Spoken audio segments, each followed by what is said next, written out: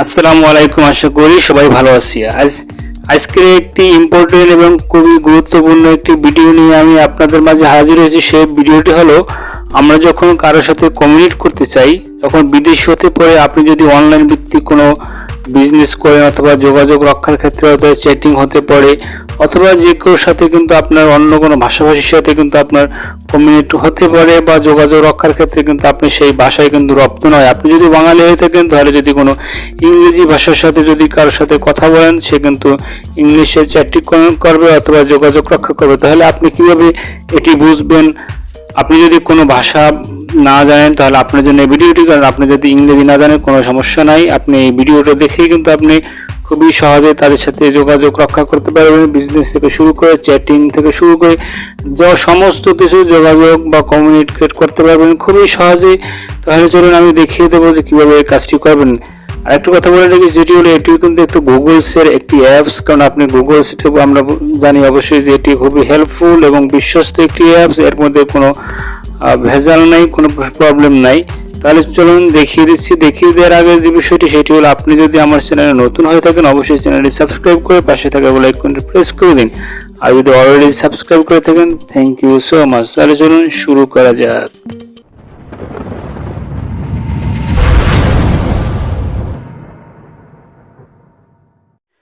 প্রথমে যে কাজটি করবো সেটি হলো, আমি চলে যাব গুগল প্লে স্টোরে। গুগল প্লে স্টোরে গিয়ে যে আমি অ্যাপসটা দিয়ে কাজ করবো, সেটি এখানে সার্চ বার পাবো, সেখানে লিখে দেবো গুগল ট্রান্সলেট। যেমন আমি গুগল ট্রান্সলেট লিখে সার্চ করি, সার্চ করার পর যে ইন্টারফেসটি আসছে, এখানে এই আইকনযুক্ত যে গুগল ট্রান্সলেট আছে, এটিকে আপনাকে ইনস্টল করে নেবেন। আমি আগে সময় বাঁচার জন্য আগে থেকে ইনস্টল করে নিয়েছি। তাই আমি চলে যাব সরাসরি ওপেনে। ওপেনে ক্লিক করার পর অবশ্যই আপনাকে কিছু পারমিশন চাইতে পারে, তাহলে অবশ্যই পারমিশন চাইলে আপনি এটাকে অ্যালাউ করে দেবেন। দেখেন নিচের দিকে, দেখেন এখানে কিন্তু আমার ইন্টারফেসটি মূল ইন্টারফেসে চলে এসেছি। আপনি তিনটি পদ্ধতিতে কিন্তু আপনি করতে পারবেন। একটা হলো ইন্টার টেক্সট, অর্থাৎ আপনি কোনো টেক্সট লেখাও করতে পারবেন, অথবা আপনি ভয়েস দেওয়ার পরে আপনি যে বাংলা বলবেন এটি ইংলিশ হয়ে যাবে, বাংলা বলবেন এটি আরবি হয়ে যাবে, অথবা আপনি ইংলিশ বলবেন এটি বাংলা হয়ে যাবে। আর একটা হলো, সেটি হলো ক্যামেরার মাধ্যমে। আপনার যদি কোথাও কোনো পিকচার সেভ করা থাকে, তাহলে কিন্তু আপনি পারবেন, এবং এটি স্ক্যান করেও কিন্তু আপনি ট্রান্সলেট করতে পারবেন। ঠিক আছে, তাহলে আমি একটু দেখিয়ে দিচ্ছি টেক্সট দিয়ে। যেমন এন্টার টেক্সট, এখানে যদি আমি লিখি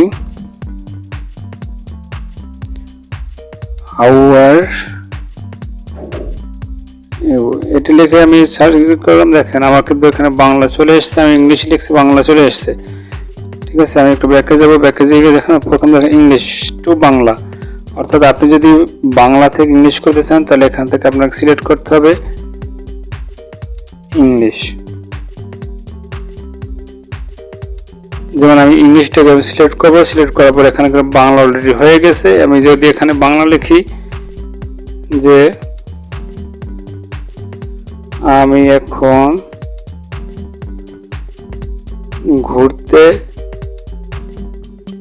যাব, দেখেন আমি এখন ঘুরতে যাব, এখানে কিন্তু হয়ে গেছে। I am going for a walk now. আপনি এটি ইংলিশটিকে আপনি যদি এখান থেকে কোনো ট্রান্সলেট করেন, তাহলে এখানে কি করবেন, এখানে চেপে ধরবেন। চেপে ধরার পরে আপনি কি এখান থেকে এটিকে কপি করবেন। ওকে, সিলেক্ট করার পরে এটিকে কপি করে আপনি যার সাথে আপনি যোগাযোগ অথবা যার সাথে মেসেজটি দেবেন, সেখানে আপনি এটিকে পেস্ট করে দিলে কিন্তু হয়ে যাবে। ওকে, আমি আরেকটা পদ্ধতি দেখিয়ে দিচ্ছি, সেটি হলো আপনি ভয়েস, অর্থাৎ এখানে ভয়েস যদি দিতে চান, অথবা আপনার যদি আগে থেকে রেকর্ড করা থাকে, সেটিও কিন্তু ট্রান্সলেট করতে পারবেন।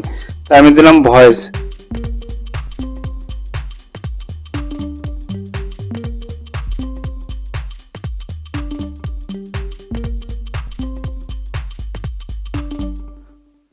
ওকে, দেখেন এখানে আমি যেটা বলেছি সেটা কিন্তু এখানে হয়ে গেছে। দেখেন এখানে কিন্তু সেই ইংলিশটা আমি বাংলা বলছি, উপরে এই নিচে দিয়ে কিন্তু ইংলিশ হয়ে গেছে। ওকে, এরকম করে আপনি যদি এটিকে পরে এখান থেকে কপি পেস্ট করে আপনি আপনার ইচ্ছে মতো নিতে পারবেন, অথবা নোটপ্যাডে সেভ করে রাখতে পারবেন। ওকে, আমি চলে যাব ব্যাকে গিয়ে যেটা দেখাবো সেটি হলো, আমি একটি স্ক্যান করে দেখাবো যে এটি কীভাবে স্ক্যান করে এটা ট্রান্সলেট হয়ে যায়।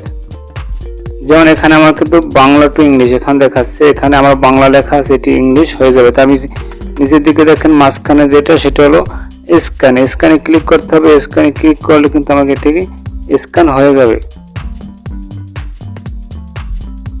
যেমন আমার স্ক্যান কিন্তু চলতেছে।